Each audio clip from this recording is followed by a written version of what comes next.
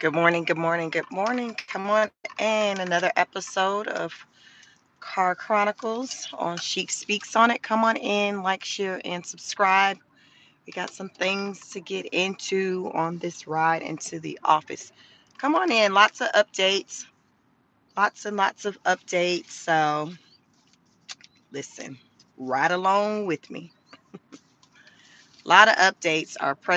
The president of the U.S., has been very, very busy. He just don't stop. A hard-working man, I tell you that. We can't accuse him of being lazy. I know that much. Come on in. Let's talk about the latest updates. Like the video. Good morning. How are you? Let me know where you're located in the world.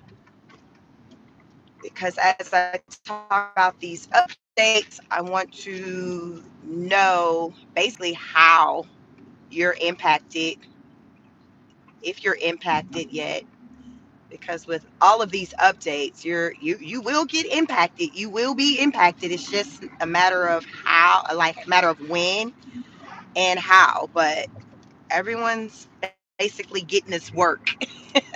including Hollywood, including Hollywood. I'm like Trump, like everybody getting this work, everybody getting this work. Come on in. Yes. He's making sure that no one's left behind, like no child left behind. The No Child Left Behind campaign in the U.S. with the school system. This is how Trump feels when it comes to these tariffs. No person left behind, regardless of what country you reside in. You will get this work. You will get this work. So we're going to talk about what that means. What are you talking about? Listen, Trump's like, we got enough tariffs to go around for everybody. We have enough tariffs to go around for everybody, even the celebrities, Hollywood. Listen, everybody. Come on in. Let's talk about it. Like the video. Double tap the screen. Double tap the screen. Are you here for tariffs on Hollywood? Are you here for tariffs on Hollywood? Um, Whether you're here for it or not, like anything else, Trump don't care because he's not going around asking for opinions on anything that he does. This man is not asking for opinions. He's like, listen, I'm just going to tell you what it is. If you want to come to the White House and kind of shoot the breeze about it, go ahead and put some time on your calendar to make plans to come to the White House to talk about it. Basically, that's what's taking place right now. President Trump announced I don't know if he announced it maybe yesterday or starting maybe Sunday. He has this, y'all, I be wondering if like in his sleep he just pops up and be like, y'all know, like sometimes in the shows they'll have the light bulb go above the person's head when they have this idea. That's what I thought over the weekend or yesterday when I thought about Trump and this latest idea to slap Hollywood with tariffs. I'm like, did he just pop up out of his sleep with like this idea? And he was like, yeah. And then you got the people that are around him like, you know what? You just might be on to something. You just might be on to something.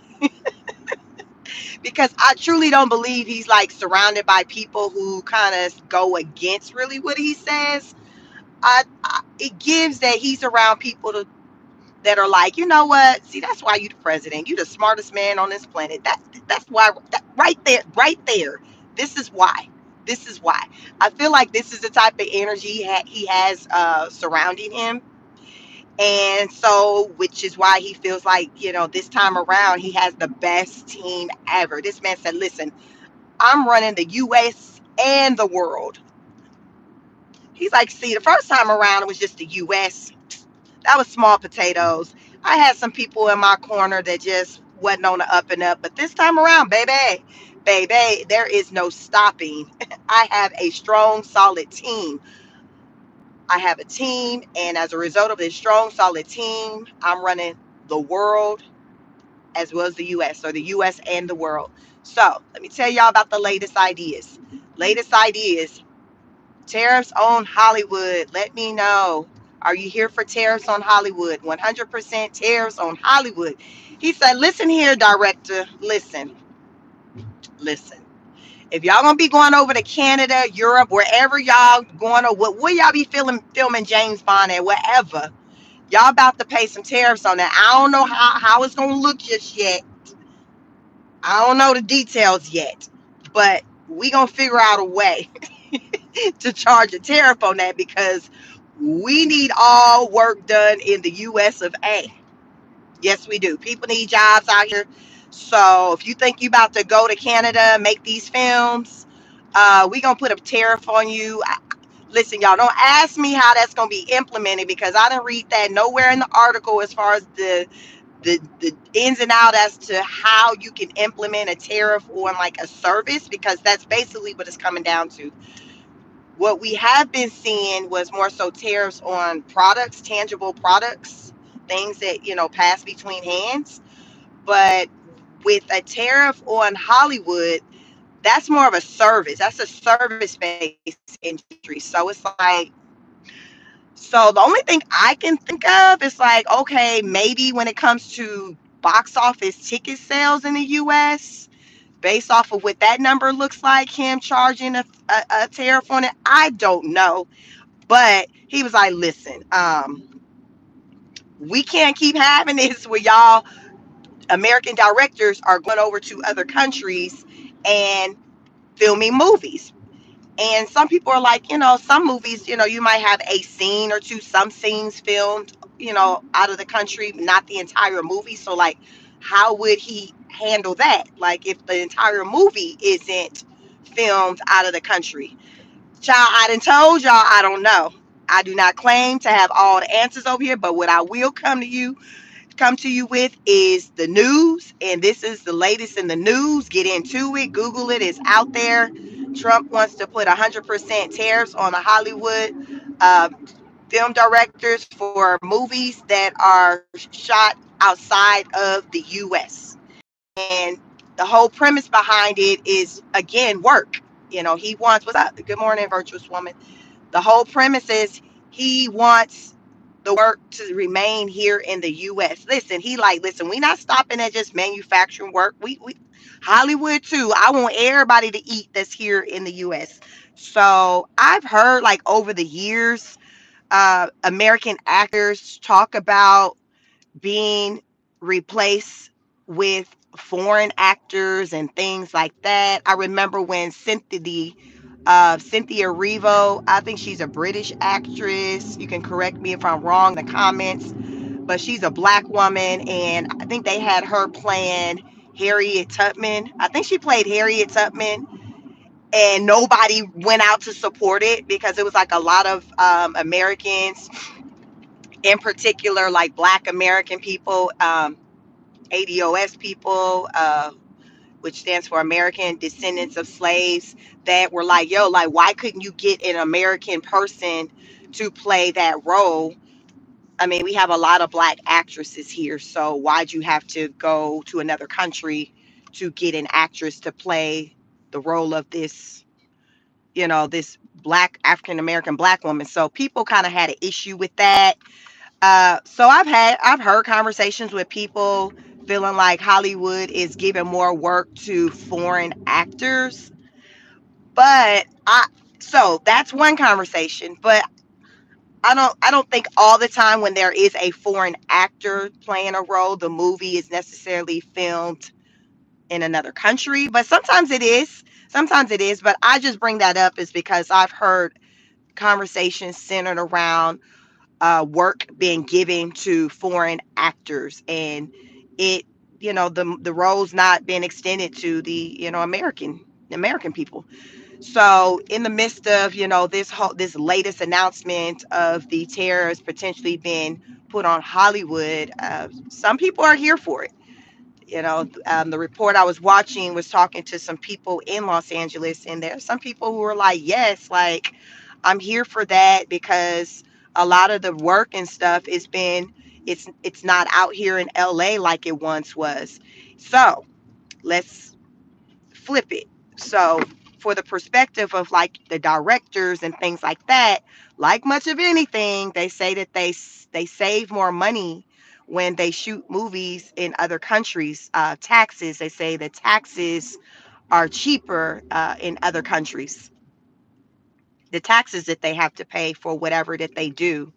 So they're like, it's just cheaper. But how often have we heard that? It just seems like that's the common theme behind the reason as to why any business choose to do business overseas in another country versus United States of America. It's all centered around money. Money makes the world go round. People get mad. They don't like to hear me talk about it, but it is what it is. When you think about the issues, the problems in the world, it's rooted in money, greed, money. But even with the greed, it's still attached to the money. You see what I'm saying? So money, it's rooted in money, and then from there, greed and all of that. But money is the root. Money is the root. So that is the reason why these filmmakers are like, yo, this is why we're going over there. Sure, if we can get more incentives, money, savings to make films here in the US, we're all for it. We're all for it, but that just hasn't been the situation. So Trump has said that he has a meeting scheduled to meet with Hollywood executives to discuss this idea that he has. And it's funny because he made a comment of saying he wants to hear what they have to say because he want to make sure they're happy. And I'm thinking like, player, you didn't made the news lines with 100% tariff on Hollywood. So the fact that you talking about tariffs, period, that's gonna leave him not happy. So Trump just makes me laugh sometimes. A lot of times, let me say that, a lot of times. He's so funny. So he was like, I want to make sure that they're happy. All right, then they're going to be happy without tariffs. Is that an option? Sir, is that an option? I can just tell you that now. The meeting ain't even started yet. I can let you know now. They're going to be happy without tariffs. How about that? Just like many other countries and Americans, as tariffs has been the center of the conversation. It's just the tariffs that just got the world on a chokehold. It has a world on a chokehold. So lately, as of late, all weekend, I've been talking about these tariffs, the ports in Los Angeles. The ports in Los Angeles, the reason why I focus on those particular ports because majority of I think it's majority of the imports that come from China comes through the ports in Los Angeles.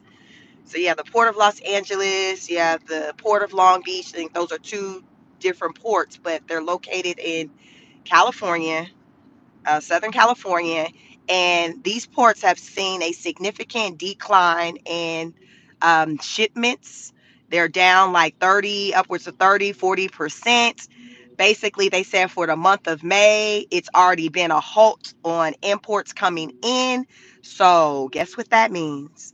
That means no work for truckers. I told y'all it's like a domino effect. So, if you don't have the ships coming in with the the product, with the goods, that's basically what the truckers move around. When you see these trucks on the roads, they getting all in your way as you trying to get to wherever you trying to get to. They're carrying goods. These goods came from ports. So right now, these ports are looking real dry, real dry. The CEO of one of these ports out in, I think he's the CEO. Well, I was listening to a couple of head people who are over the ports in Los Angeles, and they said that already they've seen upwards of 30 to 40% decline in the cargo that has been coming through. And they said, for example, let me paint a picture for you. So if a truck, remember I say the trucks are waiting at the ports to haul the products, the goods that are coming off of these ships. So if a truck normally is taking a load of maybe 4 to 5 packages, shipments, boxes, whatever it is. So let's just say that this is the example they use. Say if it's 4 to 5 packages, maybe large loads. They're probably containers. I think they probably said containers. So let's just say if the truck takes 4 to 5 containers this week, they're probably going to take 2 to 3. You see what I'm saying? You see what I'm saying? It's decreasing. And each container has goods. What's in these goods, Sheik? Oh, happy you asked. In these goods, it's the anything that you would see on the shelves in the stores. So, excuse me. These goods can be clothes. These goods can be not, food items. Anything that basically you see in the stores that can be shipped out. Think about everything that you order online, whether it's Amazon, uh, wherever, wherever it's coming through, like on a ship. If it's coming from overseas, it's going to be on a ship and it's going through the ports. Good morning, Dr. J. It's coming through the ports. So these trucks, they don't have much to kind of carry around. Y'all do me a solid, double tap the screen, hit the like button. It's free. It helps me. It helps with the algorithm to spread the word. Y'all, we're not going to gatekeep over here. We got to spread this word. So the truckers, they don't have work. So if they don't have work, guess what? We get to the point to where we don't have the things we need in the stores on the shelves. Also, think about what things looked like during the pandemic. Remember the toilet paper craze, paper towel. Remember things were scarce on the shelves. So just like that, just like that. But a good chance of it being probably worse if this keeps going. If Trump doesn't come to a deal with, say, China, if they don't, because pretty much most of our goods come from China. So it's really centered around him coming to a deal with China. If Trump does not come to a deal with China, basically it'll lead to much of the goods that we see on the shelves today just not being there. Probably in about 5 to 6 weeks. This is what they're saying, as far as the experts are saying in the media, that with the way things are going right now, y'all, the inventory, which you see right now on the shelves, that's going to be gone in about 5 to 6 weeks. So it's not going to be anything there to replenish. You know how stuff kind of get light in, on the shelf, and you might hear the store clerk say, "Oh, we got a shipment coming in on Tuesday, on Saturday." Well, y'all, it ain't gonna be no shipment. It is not gonna be a shipment. You ain't gonna be hearing, "Oh, come back on Thursday after we get our next shipment." There is no shipment.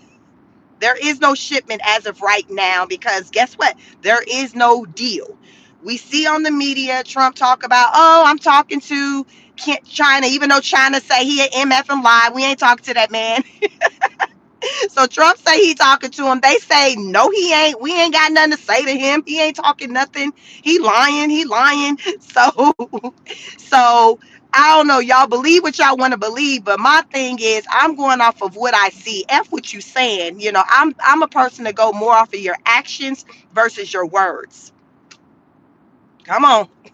I'm going off of your actions. Based off of actions, we have yet to see that there's been any agreement that these two countries have come to as it pertains to these tariffs. So with that being said, ain't ish coming through at these ports, ain't ish getting loaded on these trucks, which means ain't ish getting put on the shelves, which means we ain't finna have ish going in our house. Y'all understand what I'm saying? I be trying to explain it so y'all can understand. Because some folks be lost in the sauce and just want to argue. Listen, everything I'm telling y'all, get on Diddy's internet, get on Shador Sanders' internet, get on Beyonce internet, whoever internet you need for it to be today to get your attention. I'm gonna need for you to get out there, do your research, and start preparing accordingly. So peep this, you all. So the guy, one of the men over, like a CEO of one of the ports out in Los Angeles, he said, if y'all listen up, if there was a deal that were to come about, like right now, it still would take about 4 weeks still for the goods to be basically get put on the shelf. So that means we're still going to go through like this period, like this struggle period, where it'll be scarce. Because he was like, say a deal is made, it's going to take a good 2 weeks to do whatever with getting the items on the ships, getting the ships wherever, set up and ready to ship out from wherever they're coming from over in China, whatever. And then they were like, it's gonna take another 2 weeks. Y'all know sometimes when you be looking for your item and they be like, oh, it's on a slow boat from China. Okay, that's true. It's gonna take another 2 weeks from the for the ports. One this now, y'all, I'm talking about after a deal is made. A 4 week. 2 weeks to get the boat situated, to get them loaded and everything situated before they sail off. And then it's going to take 2 weeks for the boats to make its way to our ports. And that's if they make a deal. So I'm giving y'all basically the best case scenario, like if what it looks like with a deal and what it'll look like without a deal. But right now, there is no talks of a deal. So I'm heavily focused on, okay, without a deal being in place. Because remember, your girl is action. I am action all day long. I hear what you say, but I'm going to pay more attention to what you're doing. And right now, there's not a lot of movement. There's no movement pertaining to goods coming in from China. China have already, I think, was it Brazil, like their soybean. Oh, they didn't already replace the U.S. when it came to that. So China didn't already found them a new plug for the soybean. I believe it's Brazil. It was said who is their new soybean plug. Now, have the U.S. replaced their China plug? Y'all let me know in the comments. Who is the new plug? Is Ethiopia the new plug? Is Afghanistan the new plug? Come on, Dubai. Who is the new plug? We needs to know because China like, listen, baby, we got a plug for soybean. Who y'all new plug? This is where we are at, you all. This is where we are at. I'm not making this ish up. It's out there. It's just a matter of what you want to do with the information. Um, Trump said, listen, y'all, peep this. I told y'all, Trump cracks me the hell up. He was doing an interview with some journalist, y'all. Don't ask me her name. She had dark hair. He was doing some interview. I seen a clip. And he was talking about the tariffs and how, basically it's going to be the U.S. claim to fame. This is how we finna clean up, get this debt down. Tariffs. Tariffs is the sauce, the secret sauce. So the journalist is like, well, what about the people who says that, they need relief now and you promised to lower the prices on goods?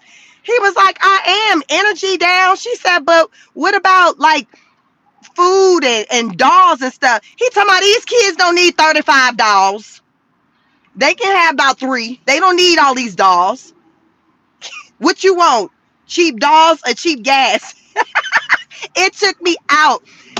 He he he said it. Y'all know how when you listen. He said it like I say some ish. He was like, I mean, these little girls they don't need no $35 anyway.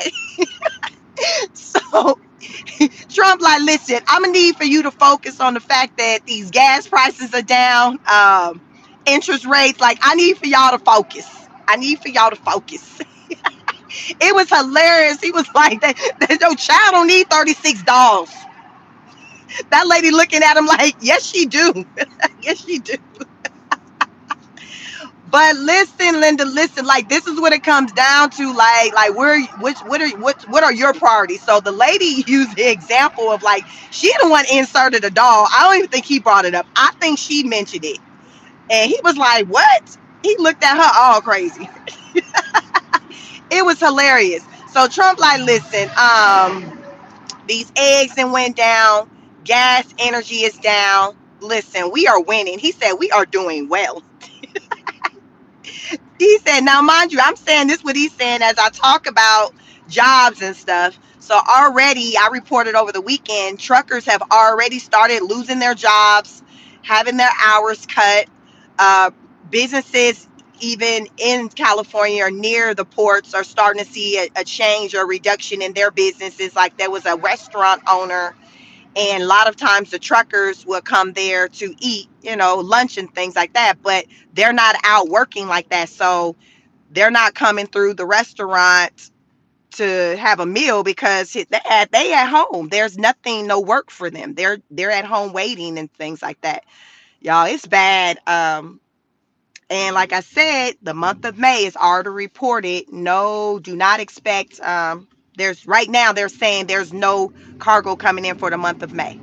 No more cargo. So anything I guess that is coming through, it's like ships that already kind of had like sailed out and just making its way in, but like you're not, there's no coming from like say China, like there's no new ships that are heading our way. So we're just getting in just the residuals of orders and things that were already placed. So some of you, if you've placed some orders a couple of weeks ago, like things like that, but nothing new is coming in. It's just, they said it's just gonna be empty. Like y'all, this is what it is. This is what it is. Y'all better get into it. Y'all better get into it. It's not about fear or nothing like that. It's just me kind of sharing this information with you all. Um, Sam just said Cali is a joke. Listen, that's my home state. That's where I'm from. But yeah, they do be doing some extra stuff. So I ain't gonna even hold you on that one because Cali been doing some extra type of stuff lately. But tariffs. Um, what else? Another point I want to make. So these tariffs, the situation with these tariffs have also impacted hospitals. About 10 hospitals across the U.S. have closed. I heard this in a report. I don't have right now the exact, the list of the hospitals and things like that. One, I would have to do that when I'm kind of stationary. But I do know the information to tell you, and you can look it up. There are about 10 hospitals across the U.S. that has closed.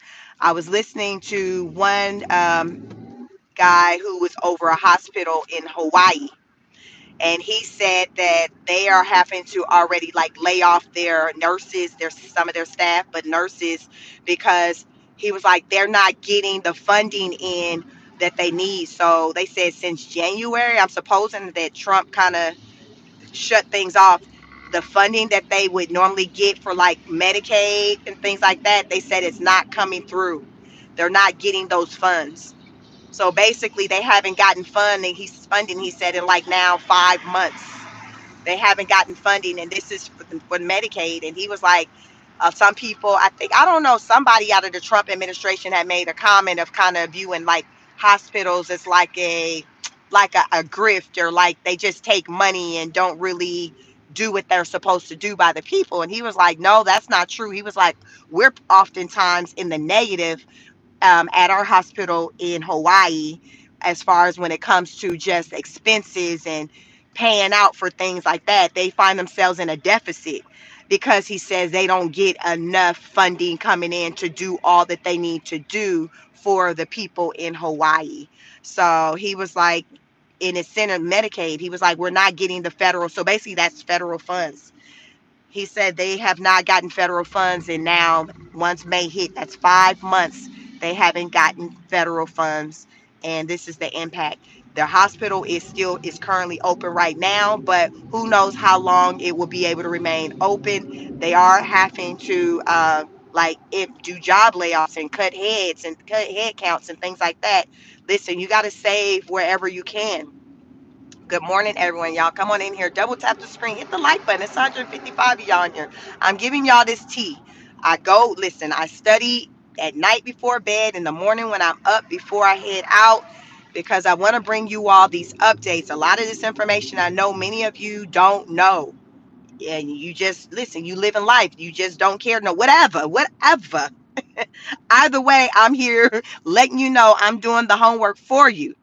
Uh, Tariffs. Also, this morning I learned, y'all, any of y'all familiar with the college Lime University in South Carolina?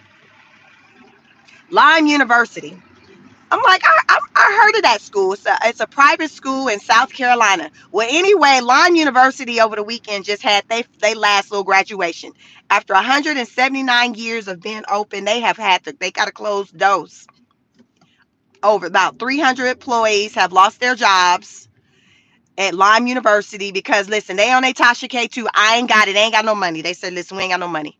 Y'all, what took me out is that they said that that the president and I think the administrative staff, I guess the folks in the office that handle the money, they wasn't invited to the graduation over the weekend. Them people are so pissed off. They like, I can't even see you. Look at your face. You don't bring your ASS to this graduation. You're not welcome. I was like, what? Usually, don't normally like the president or somebody will speak at the graduation for their school. Listen, The president was not invited. You do not have a seat at the table. You done effed up the money. No, you cannot come. Y'all look into it. Lime University. They ain't got no money. They ain't got no money. It was one woman they profiled. She was like a single mom of 3 kids, working on her master's, slated to graduate, walk that stage in December. Now she like, I don't know what I'm gonna do. I know I'm gonna get this degree. I don't know where. How. I just know that I'm gonna have to make it happen. But the university, y'all, have closed. 179 years that school had been around, and they say that their enrollment was low. And basically, ever since COVID, they never got back on their feet. They was like enrollment remained down. Uh, it was like, yeah, listen, we can't afford. We ain't got it. We ain't got it. We ain't had it since before Tasha K ain't have it. We just ain't got it. We ain't got it. So they're showing it by closing the doors to the campus. It's a beautiful campus too. Look into it. It's out there in the news. Lime University in South Carolina. Yeah, so no more Lime University after 179 years. They said we can't do it no more. We ain't got the money. We can't pay the staff. So as we talk about jobs, that's 300 more people in the unemployment line. And if they ain't got no money, then y'all, is it safe to say them people probably ain't getting no severance either? I'm just saying because it just popped in my mind. Is it safe to say these people ain't getting no severance? It's 300 people that was staffed and that was employed by Lime University. Are they not getting a severance? Is there no money for a severance? So you got a lot of government workers who are still trying to find work. Remember all them workers that Trump let go since immediately once he took office, y'all know he started kind of cutting heads. I saw over the weekend a really big job fair that took place. I can't remember what state it was, but it was a lot of federal workers that turned out for this job fair. It was more than 40 companies that was there that say they was ready to hire. But y'all know how that is. How many of y'all been to a job fair? What I've been hearing about in the last maybe 7 years of job fairs is that they be a waste of time. Like I've never been to like a mass like job fair. Fortunately, praise God, I haven't like had to kind of go to one. But people who I would hear that would say they would go to these job fairs, they would feel like it's a waste of time. I've heard people say they'll go to a job fair and the people direct them to their website. People are like, oh, go to the website, or like, yeah, we're not hiring right now. We're just wanting to build a database. Y'all, let me know how do you feel about job fairs? Do you find them helpful, or do you feel like they are a complete waste of time? It's a trick bag. So it was a job fair held, I think over the weekend or some recently, where a lot of the federal workers showed up there. It was one woman who had worked for the federal government. She had a really good job. She worked there for 25 years. She was like, hell, she right now on the verge of having to go clean houses just to make money. It was a white woman too. This white woman said, listen, I'm about to have to go clean houses just so I can pay my mortgage. Yes, she did. She sure did. She was like, I have never in all my life been without a job. I know the feeling of that when you find yourself unemployed and you like, what the freak is this? Because you've always worked. That was pretty much my feeling, the feeling I had when I was laid off in 2011. And at that time, I was around like 30 years old, and it really did something to me, like psychologically. I'm like, Lord, am I going into a depression? What is this? Because I just felt like my whole world, it was like my identity was also like centered around like me and my work ethic and working. Like that's just who I am. How many of you like you are a hard worker? Everything you do, you just do it on the 1,000, and you've experienced. And then when you experience not having that thing, like if it's your job, whatever you do, like can you relate to how you felt when you didn't have it?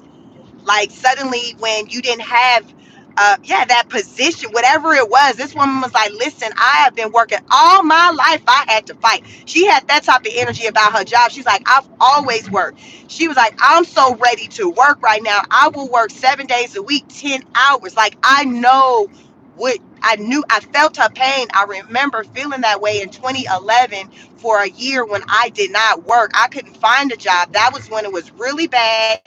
And when I had learned that the job market was the worst for people, for professionals, people that fall into like the middle class, what used to be a middle class. If you ask me, I don't think a middle class exists anymore.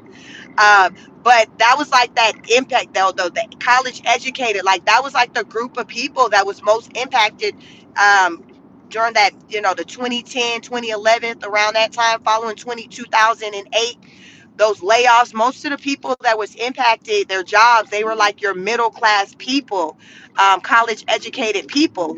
So I remember feeling like, OMG, like what the freak, like at that time, like I had college degrees, more than one, multiple college degrees. And I'm like, what is this? Like, what? So when she talked about just how she was feeling and just so badly wanting to go back to work and missing working, I knew what she was talking about. I knew, I felt it. I felt it. And so she was like, right now, she's so ready to work to where she's exploring different career fields that she never even would have considered before. Like this, these are the times we were in. A lot of people who have lost their jobs are going to wind up probably working jobs doing something they ain't never done before, never even gave thought to before.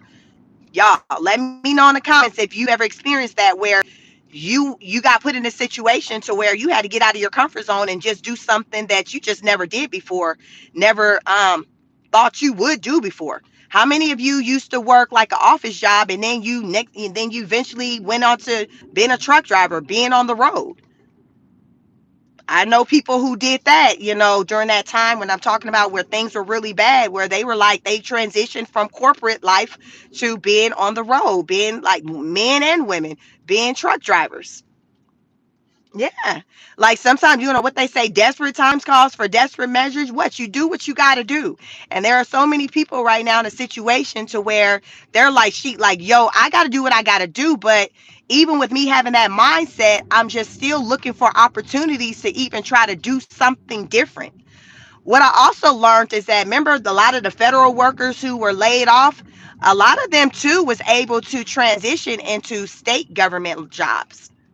It was like a seamless transition. So a good number of people, which I think it's a good thing, but a good number of federal workers was able to secure employment um, by the state, because it's more of like they were saying it was like a seamless transition. Because think about like somebody who worked for this federal government, all the stuff. I never worked for the federal government or the state, but I am aware from people who worked for the federal government and the state, you got to go through these extensive background checks and all of that.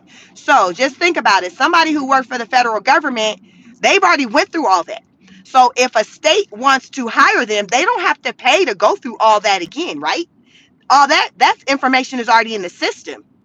So to me, that makes sense with them exploring the option with hiring those people, because they can actually save in costs on some of the background, the vetting that they normally have to do before bringing someone on. It's already done. They're already in the system. They've already been cleared as being just good, as far as with their background, whatever. Probably even maybe even some of them with drug tests. Like it's already done. So they can just say, interview them if they do that and just say, hey, when can you start? Because y'all know sometimes with these jobs, because of that whole background stuff they got to do, it delays the time that you can start working.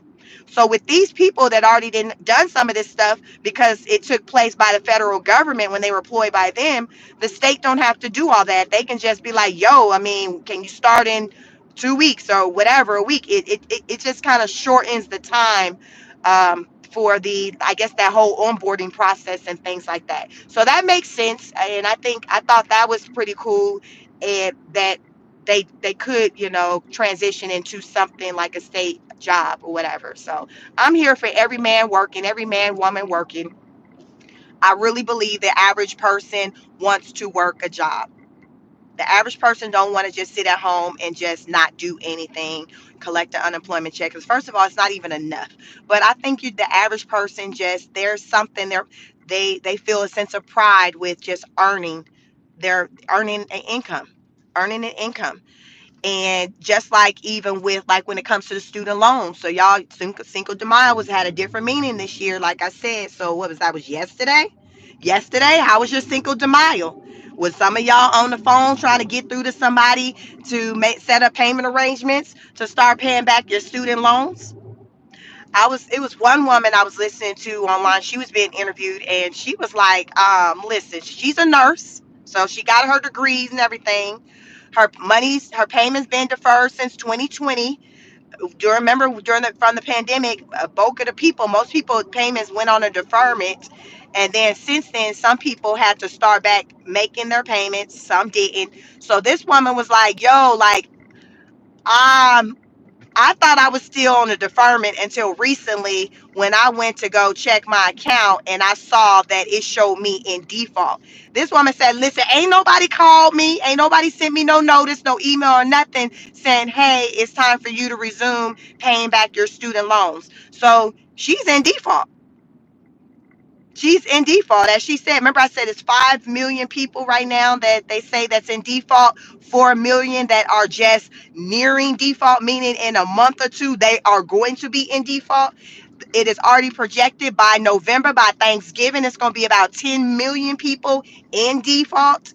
This woman was like, so the reporter was like, okay, well, what can you pay? She's like, hell, I can't afford to pay nothing. She said after paying child care, I don't know, to me, it was given that she was a single parent.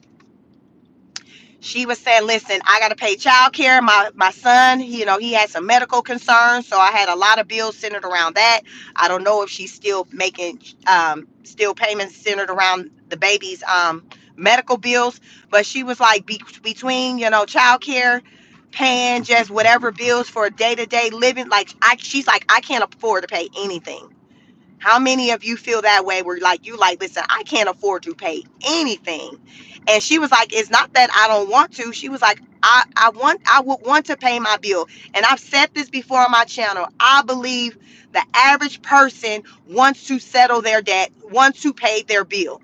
Do not want to just have somebody chasing them behind the bill. I just think that a lot of people just don't have it. And I hear a lot of people, usually it's the ones who didn't go to college or didn't get student loans. They're like, well, we don't, they just don't have any empathy for the people. And I get it that you're like, okay, well, you took out the loan, you need to pay it back. It's easier said than done. I think a lot of people aren't giving enough thought to times have changed as far as the state of our economy. And people are losing jobs. Uh, People don't have enough money to put food on the table, to put gas in their tanks. So it's bigger than, okay, well, you went to college, so you need to pay it back. I get that, and I want to pay it back. I just need for you to understand that at the time when I signed up for these loans, the economy wasn't given what it's given today. I don't understand why people can't understand that. Like, it's easy to say woulda, coulda, shoulda, but fast forward to today, you pivot. You have to adjust to what the climate, what the situation is. Y'all, I call it reading the room. You read the room. You can what I like to say, people in hell want ice water. You can want something all day long. Is it feasible? With the way this economy is given, the way it's looking, it's not feasible for the average American to pay back their student loans. Not right now. Not right now. Some people probably got a little something to put on it, but a lot of people they're so tight on their finances to where there is no extra money to pay out towards that bill. And guess what? When you got to put food on the table, clothes on your kids' back, gas in the tank, a roof over your head, student loan falls way down on the priority list of things to take care of. From a common sense perspective, it is not common sense to make your student loan payment before you make your rent payment, before you make your mortgage payment, before you make your car payments, before you buy food to have in the house for you and your family, your kids. I'm just saying, it's not common sense. because paying a student loan is paying something that does not have a current direct impact on your life right now. But the government is coming now in a way to where, like, well, historically it didn't, but right now we're going to try to make it have an impact on your life right now by saying, well, if you don't pay it, then we're going to take it out of your check. Because historically it didn't have a direct impact on your life. Now they're like, we're going to garnish your check. We're going to get your tax refund. We're going to report it to the credit bureau. Senior citizens, we're going to take it out of your social security check. While during the same month, you're snatching jobs.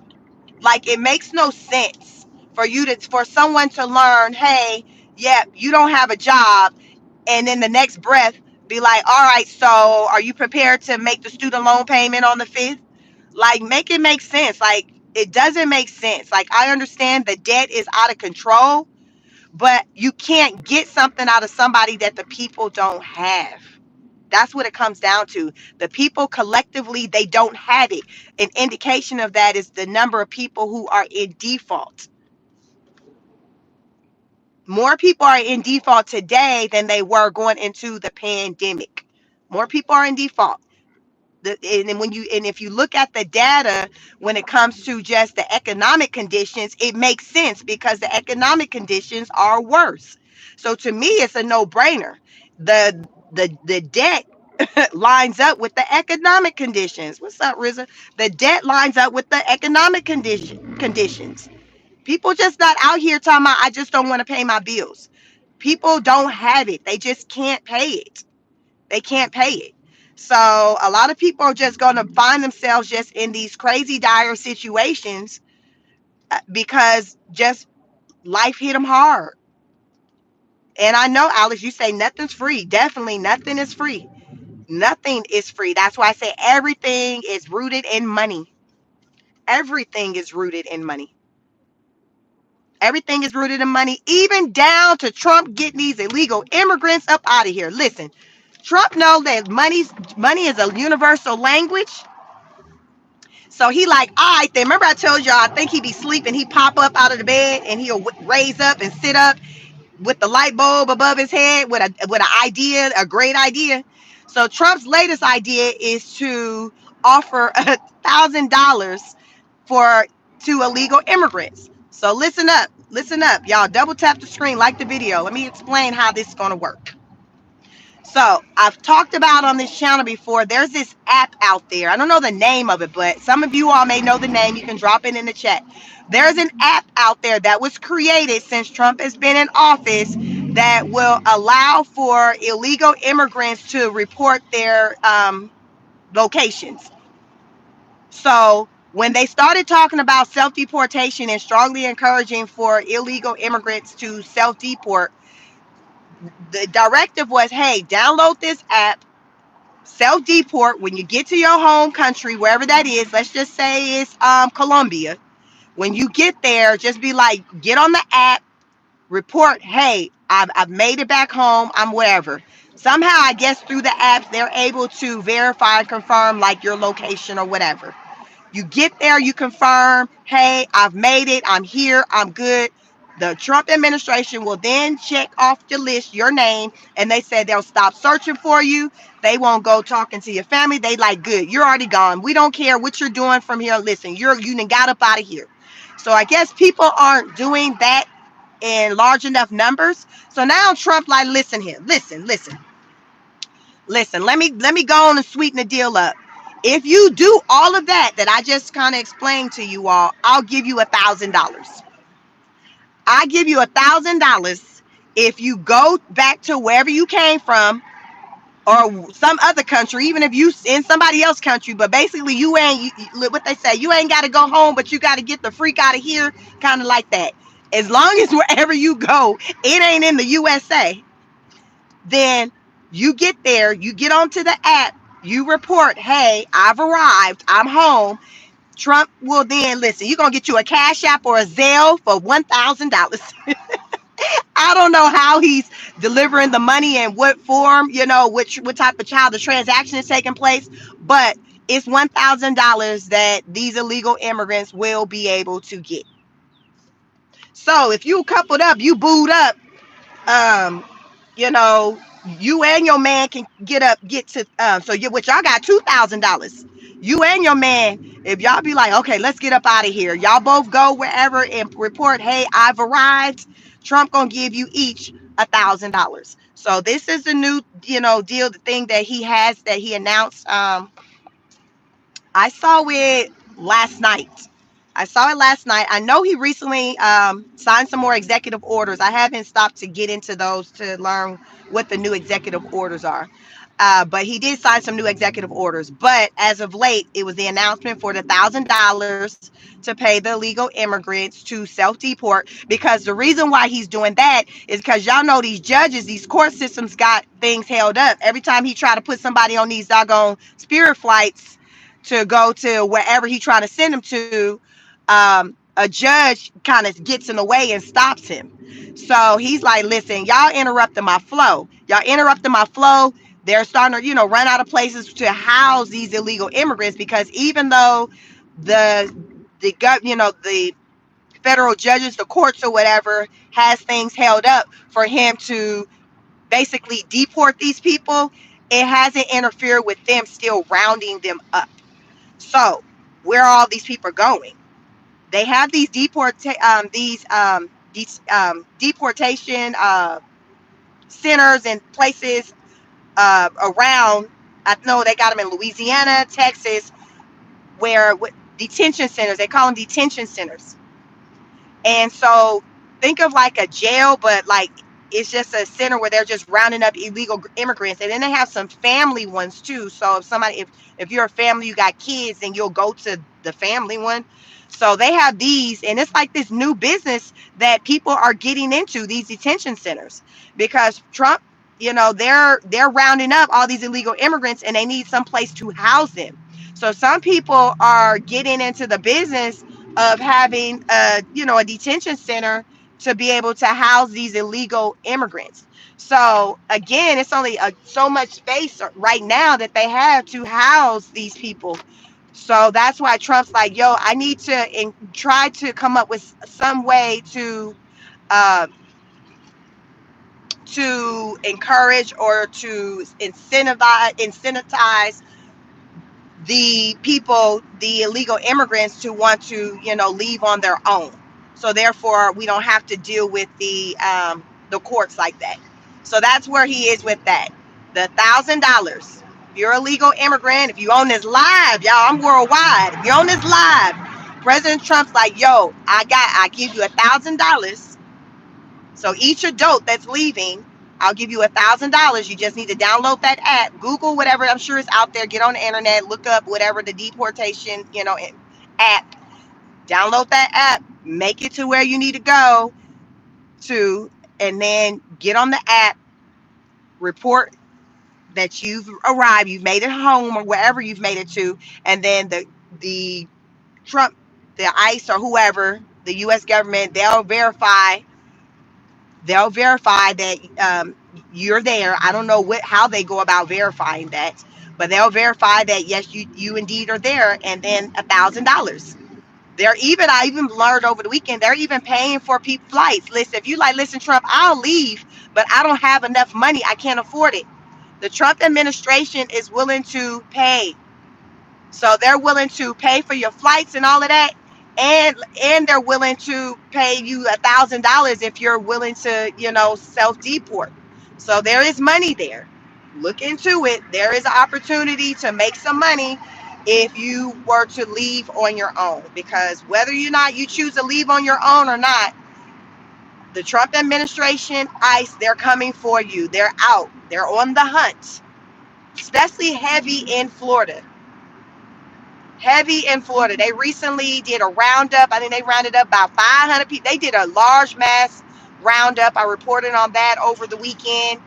I learned that Miami recently, Dade County had turned into mostly been people who were immigrants versus, American people living there, because they talked about like how expensive it got there, the bad traffic, people had issue with the language barrier. With, I guess, probably people don't speak Spanish, so a lot of the people who were living in Miami didn't speak English. So people just American people started leaving Miami.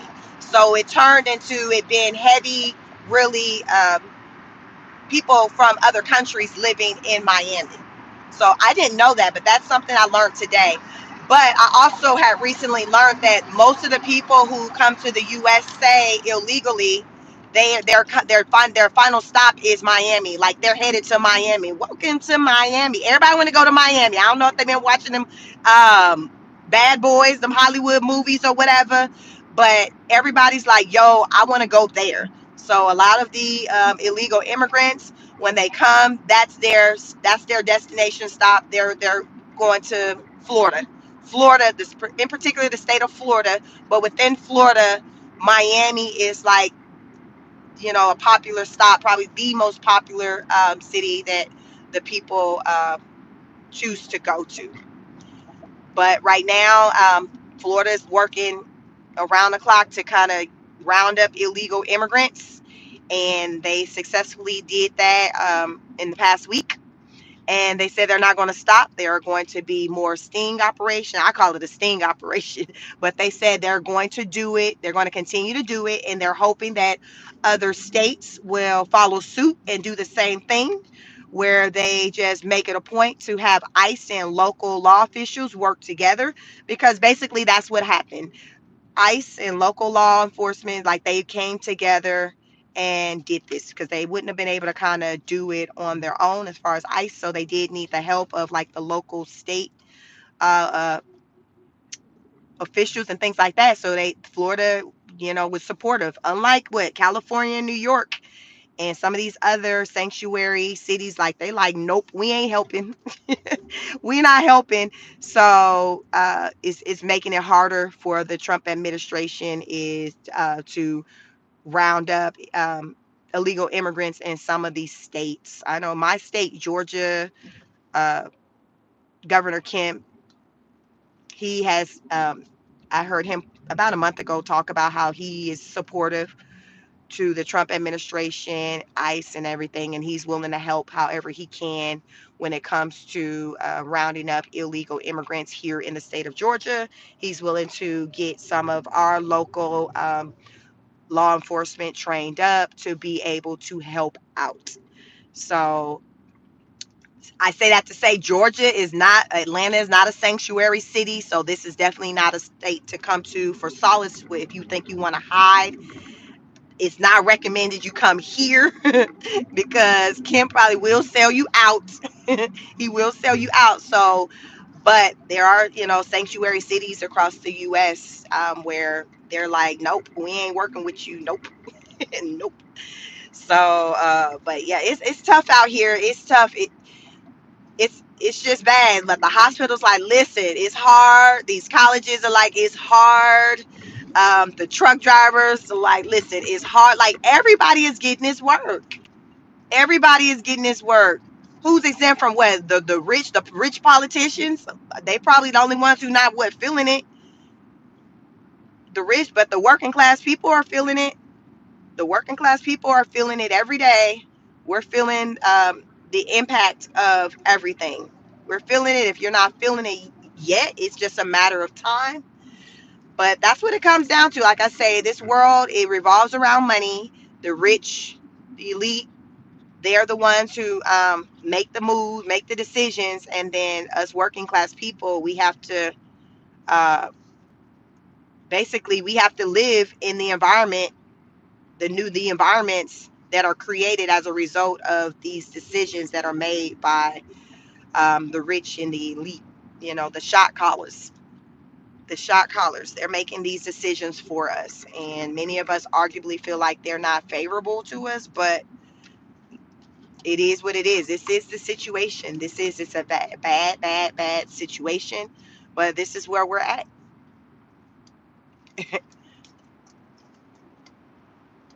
Yep.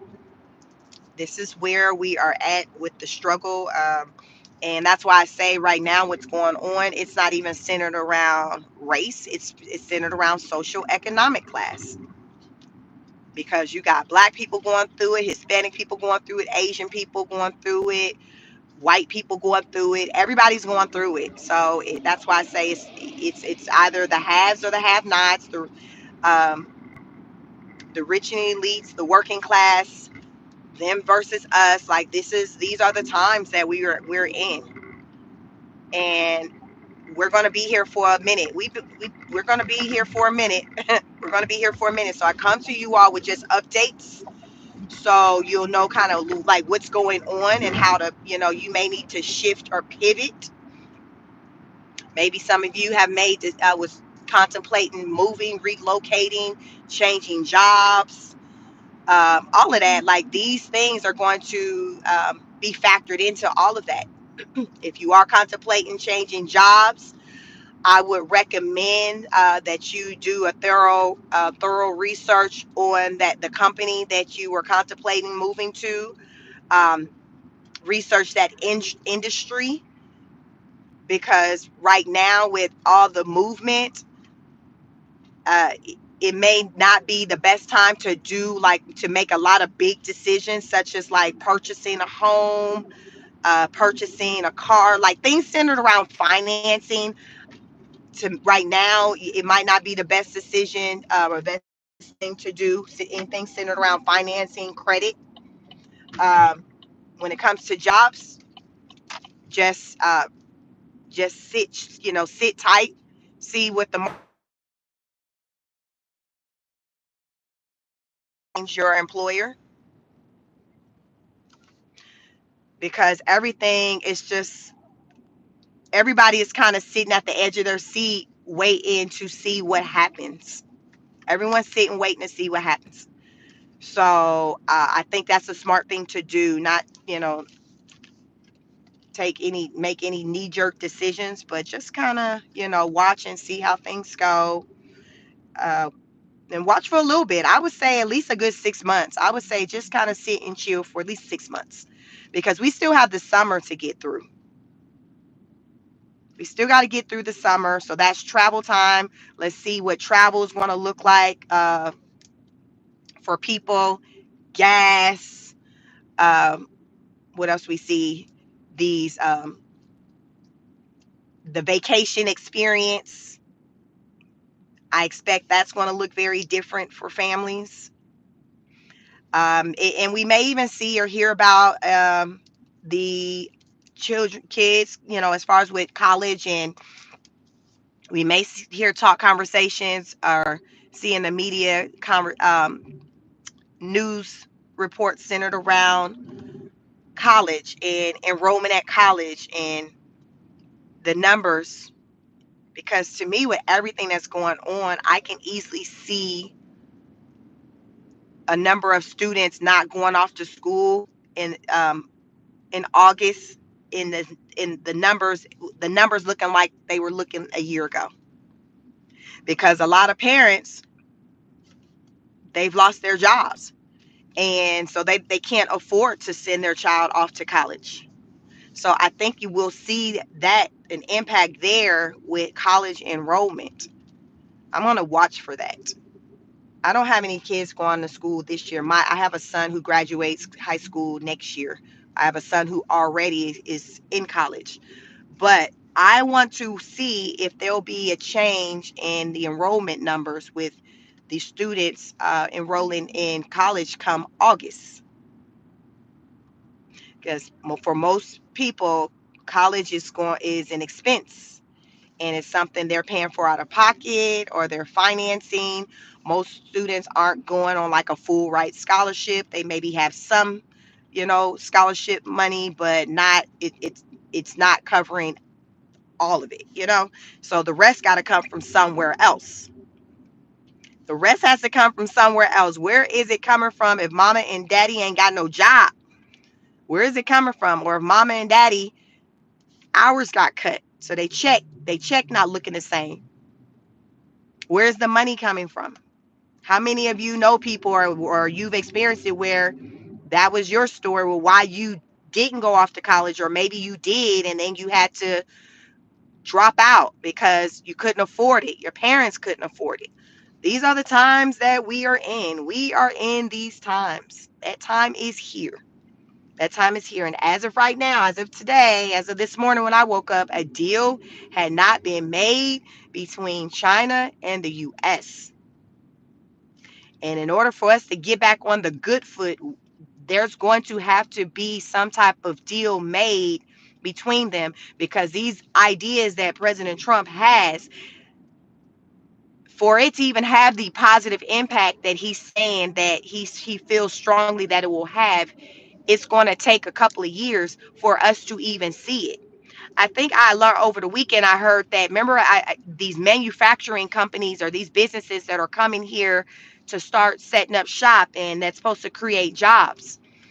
What I learned over the weekend, I was talking to someone and they were like, yeah, it's been said that these jobs wouldn't even be available until maybe like 2027, 2028, 2 3 years.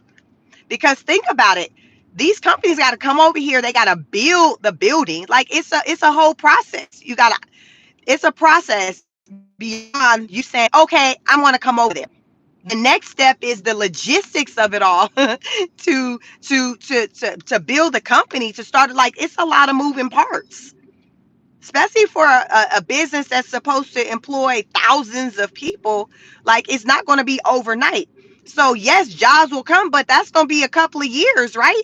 Probably 2 years. 2 years. A lot of these places probably not going to even start breaking ground to even build until 2026. Because we're about to be in the middle of, like, we're in May. We're about to be in the middle of 2025. So if he's making deals with these people right now, these people likely aren't going to start breaking ground to even do anything until probably 2026.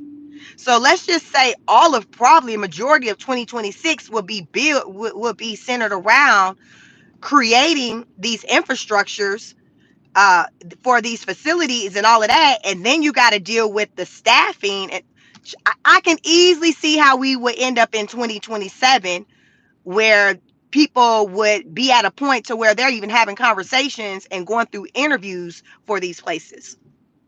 So what's happening to our economy when it comes to jobs and things and resources between now and 2027? Nope, you can't fix everything in 100 days. But the thing about it, the idea I had is, like, say with the tariffs, because 100 days, yeah, it's 100 days.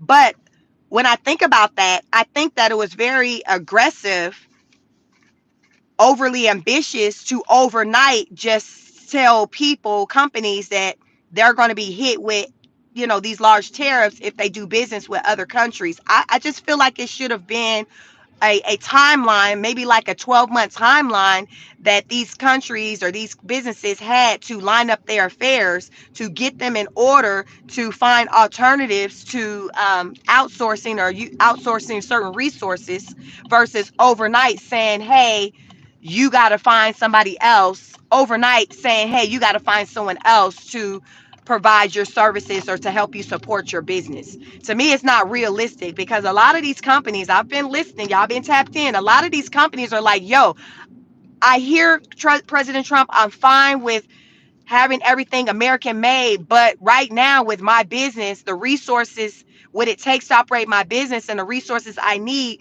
there is no American company who's able to support that right now. So if I have to just stop, say, working with China overnight, there goes my business, because what China does for me, there is no American company right now that does that. Whereas my idea, I'm like, well, why couldn't he do, like, hey, this is the direction we're going, so I'm giving you 12 months to figure things out, to figure out alternatives, versus overnight, like 30 days, like literally this almost like overnight, as someone pointed out, 100 days of somebody having to just suddenly lose their plug and try to figure out somebody else else to replace China, Canada, Mexico, or whoever. To me, it makes it more make it to me. It makes more sense to have more of a longer timeline, at least a 12 months, at least 1 year, for people to work through all of this and to um, identify alternatives to utilizing other countries. Because what happens, Trump wants to, with the whole tariff things, I get he wants, jobs here in the US and all of that. But by him being aggressive with how he's doing it, it's impacting jobs to where more people now, right now, are going to not have jobs as a result of his aggressive efforts to do what he's doing that's supposed to have people to have more jobs. You see what I'm saying? It's like the timing, like it's the timing for me, it's too aggressive. So a lot of people are like, yo, like I don't have my plug anymore. So I'm no longer going to be able to employ the hundreds of people I do employ because Trump said that if I utilize this resource overseas, it's going to be 145, whatever tariff, that it is. And I can't afford that. So I'm going to have to shut down shop. And as a result, lay off my workers. That goes against the idea, of American people having jobs. So that's just my thought. Everybody has an opinion. That just for me, that's just kind of how I've been thinking about it. But we are here. A lot of businesses are like, listen, we're down bad right now as a result of the tariff situation. And it's looking like we're going to have to close shop. We're going to have to close the business. And we got to let go of people. So that's more people at the unemployment line. Uh, so I think the unemployment number, what they said, it was at 4.2. I look for that number to grow.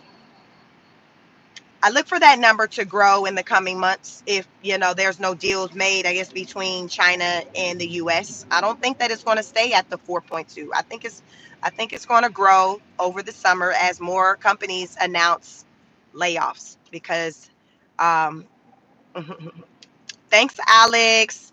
Thanks for joining. Have a good day. Yeah, make sure you subscribe, like, share, subscribe. But yes, y'all, these are my thoughts. Once I get to my destination, I'll spend some time. I'll go through your comments and see what you all are saying. Cause y'all probably like, Sheik, you talking crazy. So listen, y'all, let me know your thoughts. You do not have to agree with me. Let me know your thoughts because y'all, I just be listen. My brain, I'm like Trump. I had these ideas. I'm waking up out of bed, sitting up like in the light bulb on top of my head. So, but I come here just to talk to you all and share my thoughts and learn what your thoughts are pertaining to, as it pertains to what's going on right now. Because it's a lot. It's a lot going on. And like you all, I don't want to just feel that hard impact of just everything that's going on. I don't want to be someone who's struggling to put food on the table, to get enough hours at work. Like I don't want that story to be my story, and I don't want that to be your story. But unfortunately, right now, it's a lot of people's story. It is. So we have to be sensitive about that and not so well. It is, matter of fact, I just think, people have feelings, emotions, like all of that. We're human, so we go through things, and it can easily be one of us at any given time going through anything that we see someone else going through. Because many people, like Leon said, we were struggling before Trump, right? So, question, yes, that's why I had voted for Trump because I'm like, I felt like we were down bad, and I'm like, okay, we need relief. So I voted for President Trump back in November because I'm like, we need relief. A lot of people kind of voted for him for that reason. The question is, since Trump has been in the office, do you feel relief? Do you feel like it is getting better? Uh, it's less stressful for you, even though it's been only like a little more than 100 days. Do you feel like our economy is going in the right direction? Do you feel like our economy is going in the right direction? How long have you been feeling the struggle? For me, I mean, I feel like, yeah, mine's go back even to the Obama days. I mean, I think probably since, 2008, probably for me. And that was going back to Obama days. Also, that was when I was having children. I had my first child in 2005, and then I had my second child in 2008, and my third child in 2010. Honestly, I feel like probably from 2008, I felt like it more of a struggle. At the time in 2005, when I had my first child, like I didn't feel, I just had one child.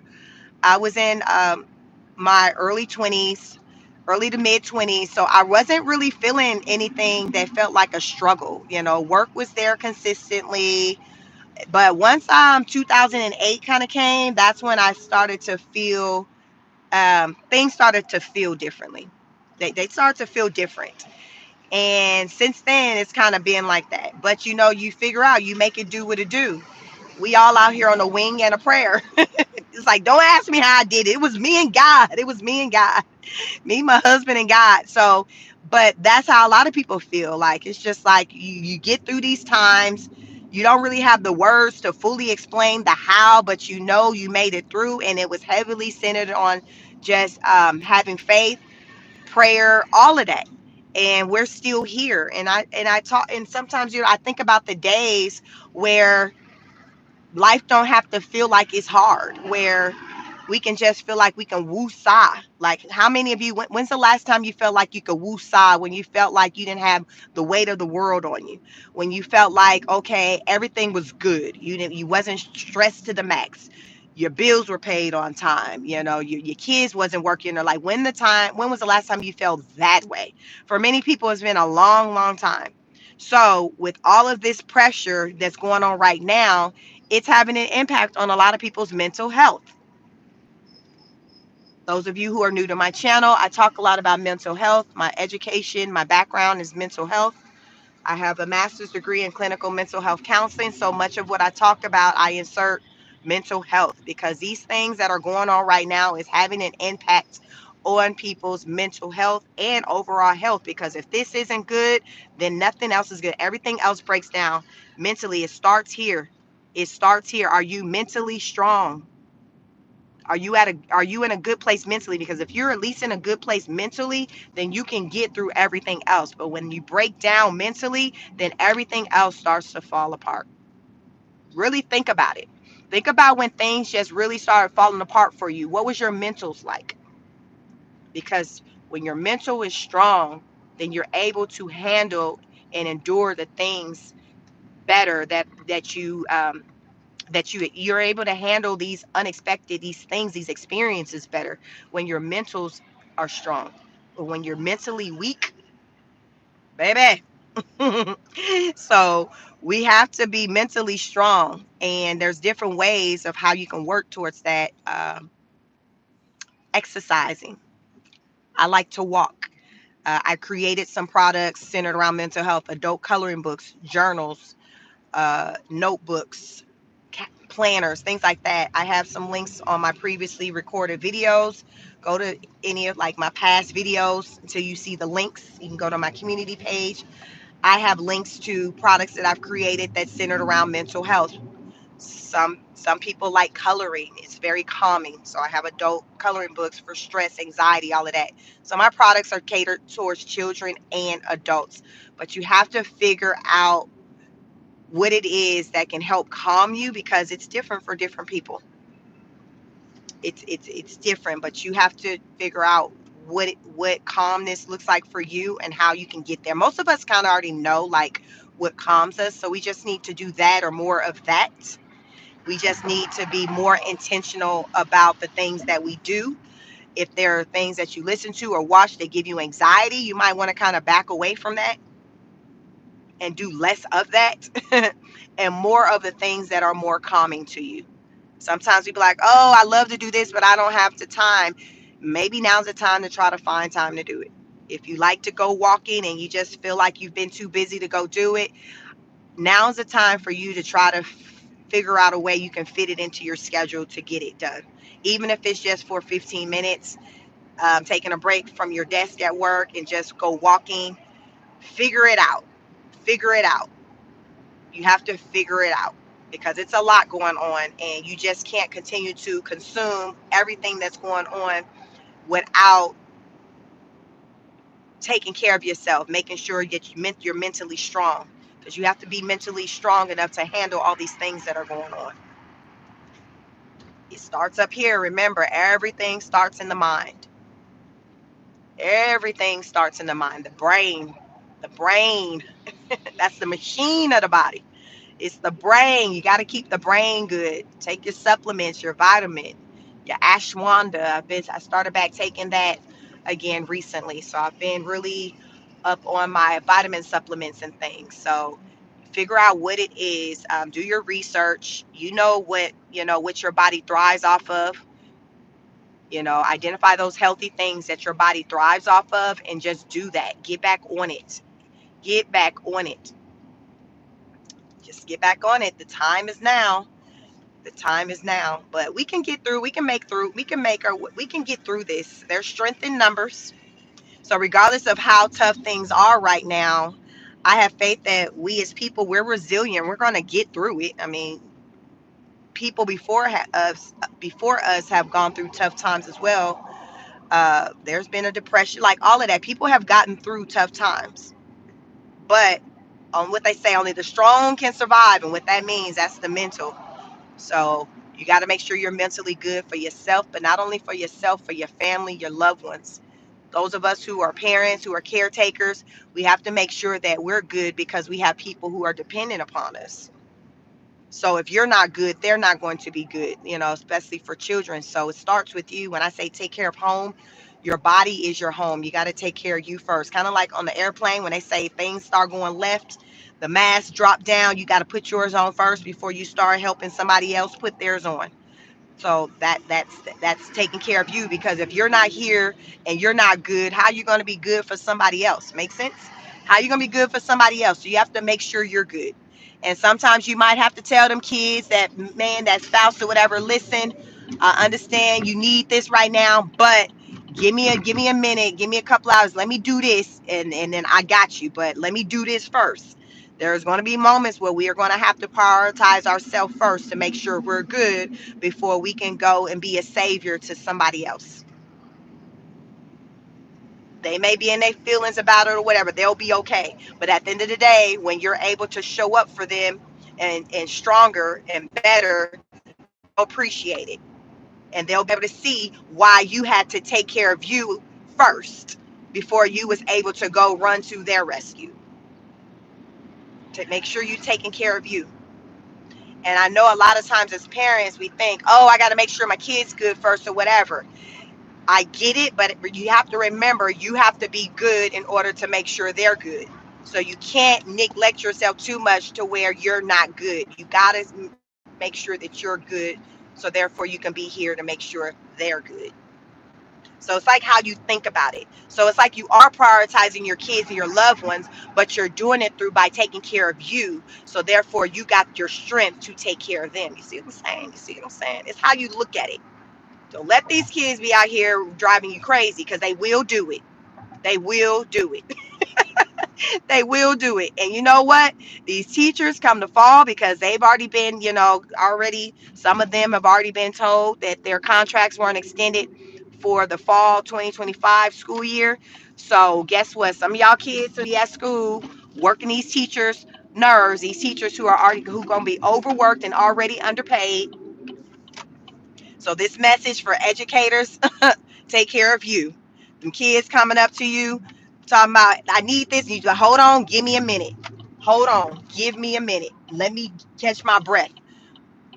Take your time. Take your break.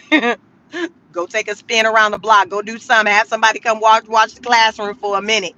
But you got to make sure that you are good, because I feel like come the fall, there are going to be larger classrooms at a lot of schools because of the layoffs uh, that many teachers are experiencing. A lot of these schools aren't going to have the funding to have as many teachers on payroll as they did this school year that's ending right now. They're not going to have the funds because they're saying, listen, the government funding, they cut our water off. They're not giving us the funds that they once did, so we can't afford to employ as many teachers. So with that being said, some programs. You all may start to see some programs at your children's school that's kind of being cut, that's not going to be around anymore because they don't have anyone like to run it because of the funding. They don't have the funds to for the program to pay for the teacher, the resources needed for the program, all of that. Y'all, it's a domino effect. Everything that we're seeing, like it's all a domino effect. It starts from the top, meaning the decisions makers, and in DC, the decision makers, the government, and then it trickles on down to us working class people. And the thing about it is that it's literally like the domino effect. Like I use the analogy of lining up, like, let's just say you lined up 300 dominoes and then you hit the one at the back. And it's going to take a little minute before it makes its way to the one in the front, right? So you're not going to see the impact overnight. So what I'm hearing say when it comes to these ports with the cargo and stuff is things are slowing down there. They're at a halt already for May, but it's going to take like 5 to 6 weeks for me and you to feel it when it comes to our purchases and things like that. When we go to these stores, the shelves are going to look different. You see, it didn't happen overnight. It started weeks before, maybe even some months before, but it didn't hit us when it hit them. So it's hitting people at different stages. It hits the truckers before it hits us because it impacts the truckers' job. But then we're not truckers, so it's going to hit us when we don't see those items on the shelves that the truckers did not deliver. And the reason why they didn't deliver it because it was nothing for them to deliver. It was no products for them to deliver. So people are getting hit in stages. So today it's trucking. Tomorrow is consumers. You see what I'm saying? Today truckers, tomorrow consumers. No one's exempt. Nobody's exempt. It's just a matter of when, not if, but when. It's just a matter of when. So I come out here and I give you a lot of information so you'll know like what's going on. And even if at the time, and I'm telling you these things, you're not taking action, you already know what's to come. So it's in the back of your mind. Like, okay, things are tough. She said cargo then came to a halt, which naturally, common sense, we're not going to be seeing the shelves look as full as they once were. Okay, I got that in the back of my mind. So therefore, when I do go into these stores, when I go to Walmart, Costco, Sam's, Publix, Kroger's, Targets, wherever, when I go in these stores and I see that the pickings look slim, this is what Sheik was talking about. She said, this is what she said. She said, because of how many, a lot of times we hear things, but we don't always necessarily take action. We don't take action, but like we hear things, we're aware, but we're not like action oriented. We just like, oh, okay, because it's just, I don't know, I think it's just the human way to where we don't always just react. Like, which you can't just react to everything, but it's delayed. It's almost like we don't really react until like it hits us, like it hits home, like, oh snap. And it's like, well, I told you. And it's like, yeah, I know you told me, but I didn't know it was gonna be like that. It's kind of like that's a lot of times the reaction to people, because it's just like, and I'm no different, it's just it just hit different when it hits different when it hits you, pun intended. It hits differently when it hits you. That's with anything. It hits differently when it hits you. Message of the day, honor students. Message of the day. We are honor students over here. How many of you are honor students? You are an honor student if you are a subscriber to my channel. I am a small YouTuber, not as small as I once was, thanks to you all. But I am a small YouTuber just out here to just spread the word and just discuss what's going on in these political streets, how it's impacting us everyday hardworking people, even how it's impacting people in other countries, because I'll talk about Canada over here, I'll talk about China over here, because we are the leaders. What we do, how things impact us when we make these decisions, guess what? It impacts other countries as well. It impacts the decisions that are made here in the U.S. They impact other countries. They impact other countries. So I just want to make sure that you all are in the know on what's going on. And yeah, so if you are a subscriber of mine, you are an honor student. And if you are a part of my membership for $2.99, you are a political honor student. So become an honor student today. If you are a member, your name will just show up in my chat in color. So I'll read your comments will have priority. Your comments will have priority when you're a member because it'll show up in color. I can see it better. Hopefully my reception hasn't gotten too bad. I just made it to my destination in my parking garage. Sometimes it goes left here, and most of the time it's pretty good, but sometimes it goes left. So become an honor student by just subscribing to the channel. I do car chronicles like twice a week when I'm driving to the office, which is usually on Tuesdays and Wednesdays. And then in the afternoon, lately I've been actually going live as well. Normally I only do it in the morning, but lately, last couple of weeks, I've done some afternoon lives around like 4 o'clock p.m. Eastern Standard Time. So make sure you have your notification bell hit so you know when I go live, so you won't miss a live, and be a part of the replay gang if you do happen to miss a live. I do on the weekends with the walk-in talks and things like that. So listen, your girl is always talking, but I come to you with updates. I often have notes and things. So when I am sitting, you'll see me and I'll go through like detailed notes that I've taken in regards to the latest updates, because I like to come with just the facts and just the details. And when I'm driving, I can kind of only do so much because I'm looking at the road and I don't want to scare you all with looking down frequently. So like the video, subscribe to the channel. I definitely want you to come back. I welcome any of you who are new to my channel. Eric, you said the previous administration chose to put FBA on the back burner while the illegal immigrants said in right up under the noses in our communities and prosper. Yeah, this is where we're here. Crypto Queen says, okay, well, guess we done with Trump, so catch y'all later. Be safe all. uh, Richard says, the great thing about humanity is survival mentality. I like that. Richard says, sometimes you got to retrain your way of thinking. Love it. Rizza says, I can't vote for a party that asking me to set aside my morals and principles and put others in front of all my blood and sweat and tears. I've sacrificed a lot to see it given away for the agenda. I hear you. Eric says, I'm gonna stick with this. I'm gonna sit this one out with Trump. I kind of believe everything is going to work out. Yes, I mean, right now we definitely going off of faith.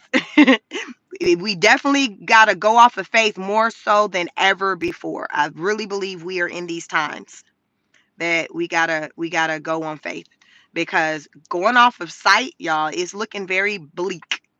So faith is all we got at this point. Pat Jagger says the brain is the motherboard to your body. Yes, I like it. Serena says, gotta also always remind ourselves that work is not everything. It's not worth sacrificing our health and mentality over. Took me a long time to learn that. And you learned it, Serena.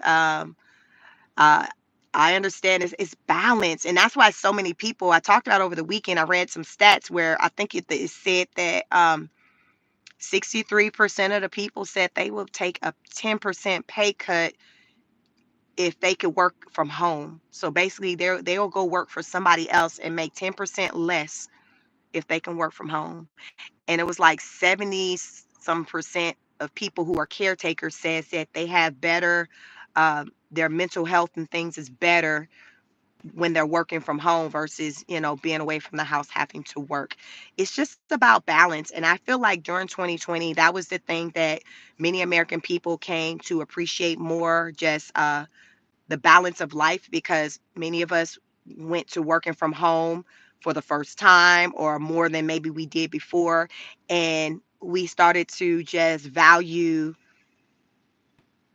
we started to value just our time different, like our time became that much more precious with being around our loved ones. Many people lost people um, from COVID. Like it just changed how people just viewed the world. I know it was a shift for me. It was a shift for me. To me, it just working from home, work life balance just suddenly became like higher on my list, to where it's like the idea of just working a job full time in an office. Like I just can't even fathom that. Like I literally like what I do now. I work in office like twice a week. I've entertained and talked with other companies, with going other places, but most of the time it's like a bigger office presence, and I'm just not here for that. And I prefer, I like the balance. I like the balance. I value my time, the time with the family. Um, to me, I just feel healthier just overall, because I'm at home a lot more, so therefore I'm more active. I'm getting out my neighborhood. I'm walking. I'm not stressed behind the wheel in traffic. I live in Atlanta. Anyone knows about Atlanta traffic? It's bad. It's one of the. It has probably like top probably five for worst cities. Cities with the worst traffic. I would say Atlanta easy is like the top five, probably top three. I think the only place probably that has us beat is maybe Los Angeles, and you have New York. So we're definitely top five. So for me, the option to work from home is very, very important. So, that's important for me. Blake Hunter said I subscribed, even though we see things differently. You're the only one who keeps it respectful. Thank you so much, Blake. Listen, it's not about agreeing. It's just about just coming together and just having open dialogue, because right now there's so much going on to where we don't have, each one person don't have all the answers. Trump don't even have all the answers. Like we are in times to where, listen, we need to come together. We need to have a meeting of the minds. We need to have a meeting of the minds, because this is how deep it is out here. We need to have a meeting of the minds. So for my platform, I view it as such, like a place where we come together and have a meeting of the minds, bring ideas, and we talk about this thing, because I learn a lot from you all when I get into the comments, because I share my ideas as when I talk, I'm driving, but sometimes reading the comments, someone will say something like, wow, that makes sense. And it'll kind of change my way of thinking, because it's like, wow, I did not think of that. But now that you said that, that makes sense. Or I need to go and deep dive and explore that. That's why I enjoy coming out here and being on the internet and interacting with you all, because based off of my profession, like my education, I can be like a therapist, psychologist, counselor, whatever you want to call it, the person who you go tell your business to for a hefty piece of change. I could be that person based off of my education, but I choose to show up this way. I like content creation. I like speaking to thousands of people at one time, because it's thousands of people that come through my lives. And I like talking to you all through chat. I like helping how I can. I just like serving in this way versus in a like a building and someone coming and laying on my couch telling me their business, sitting in a chair. I don't know. And that was another thing, like with the pandemic, it had me to just pivot like how I wanted to show up and help people. And right now, the way I help people this way through like content creation, or if I just cross paths with people, really it's just a lot of like free game that people get from me, because I'm educated in the field of mental health. So if you follow me, like I'll drop gems centered around mental health, things that many of you, feel like you have to go and pay someone to get information, centered around, whatever struggles you may be going through. Sometimes people will drop comments and ask questions, in the chat, and I'll see it and I'll provide a response. So I just like to show up this way. Right now, it's just I just like being outside. I don't want to be in a building and just, you know, listen to somebody talk about how they're going through it. That's just not how I want to help anymore. I like being out here talking to you all on the internet, or just a random stranger, and then they just get to talking to me, and I just give them information that they didn't have to pay for. But I just do it because it's just my God-given gift, like to be able to connect with people. That's my gift. Do you know what your gift is? My gift is the ability to connect with people. Uh, my gift is to teach, to inform. Like, so that is prompting when I learned that, when it came to me that that was my gift, that's when I went and got my education and got a degree in it. So it's kind of who I am as a person with how I help and give information, but also I have education when it comes to like mental health. So some of these things, if I start going deep into the mental health, just kind of keep that in mind too, that my education is in that. It's a it's backed in that. It's backed in that. I'm not just out here saying just random stuff to y'all. I'm just not out here just saying. I promise you, I'm not. Like, it is backed into like somebody taught me some things. Somebody taught me some things.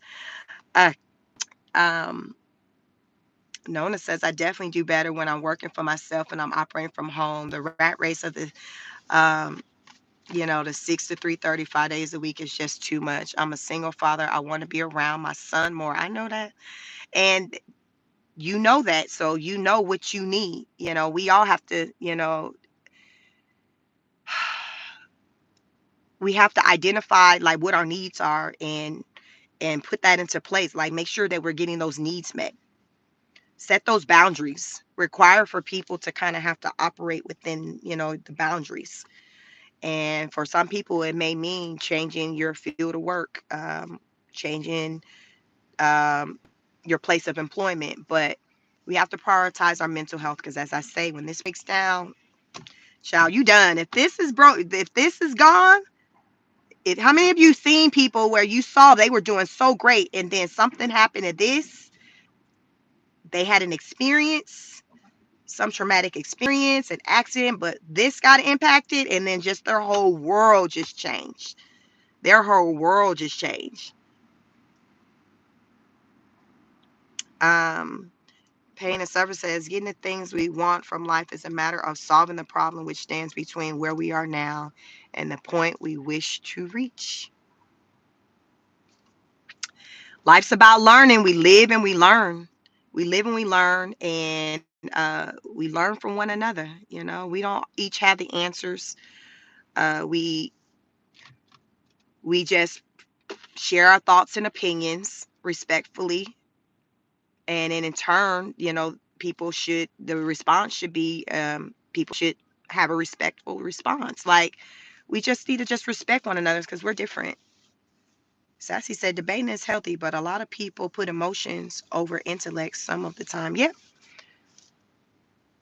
Facts over feelings. Like, yeah, I just try to not get emotional with just my views, or if somebody have a different view, I just take into an account, okay, that's just a different view, a different opinion. And guess what? It's okay. It's okay. I'm going to live, you going to live. Just because we view things differently, it's quite all right.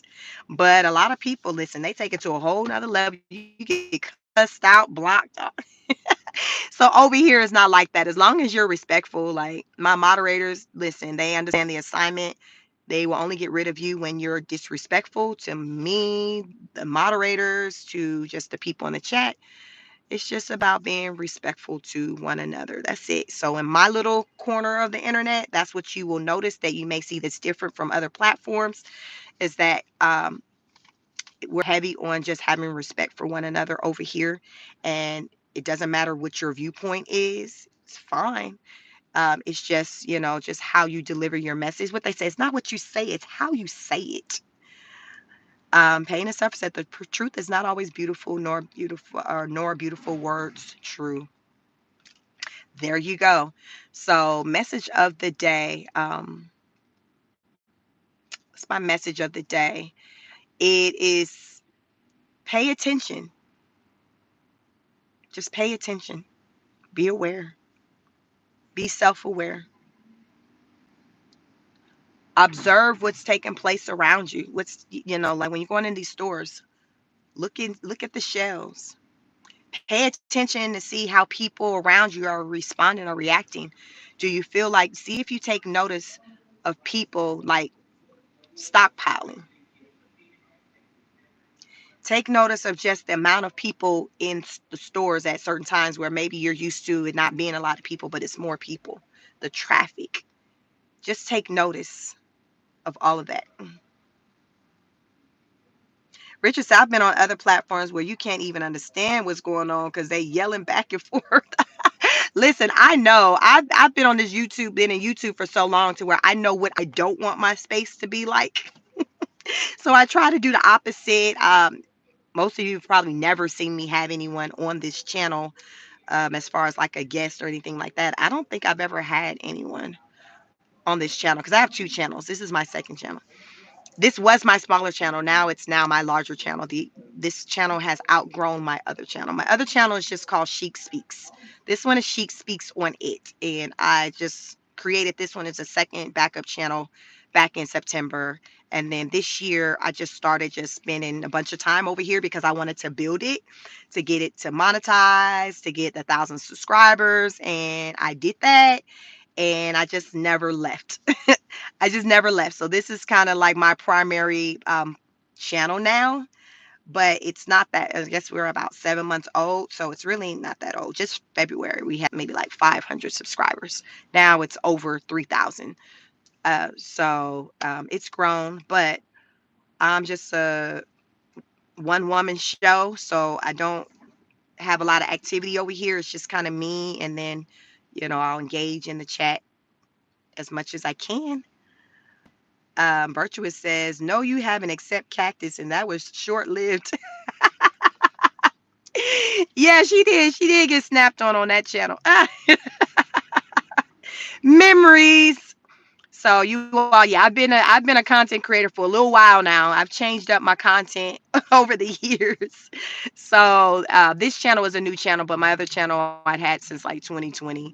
So if you want to get into other things that I've talked about, listen, go check it out. Go check it out at your own risk.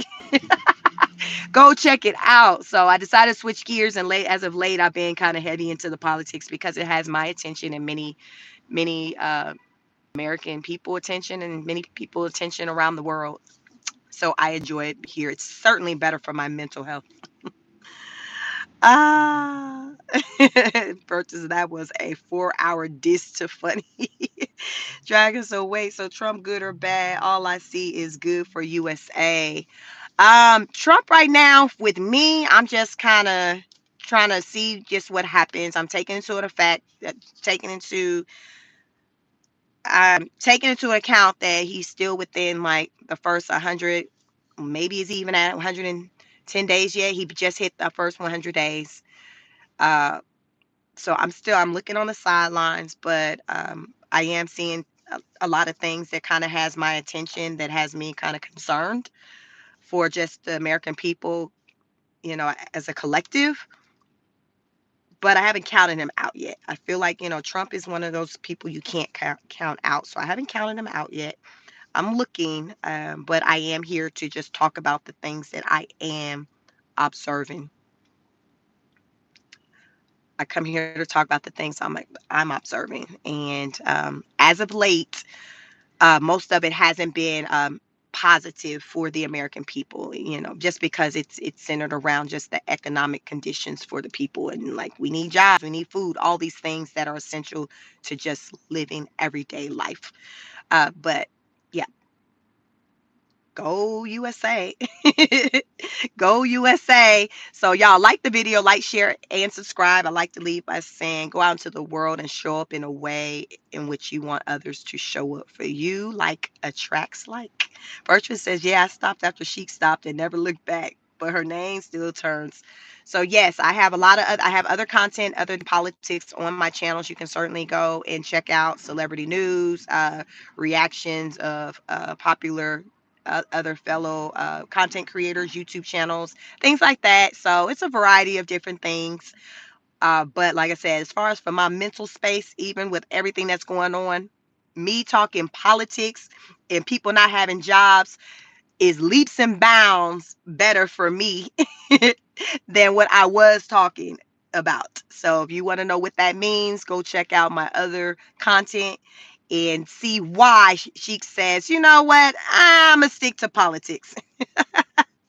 Yes, so take care of yourselves and one another. Heavy on the taking care of yourselves, because so often we're taking care of everybody and neglecting ourselves.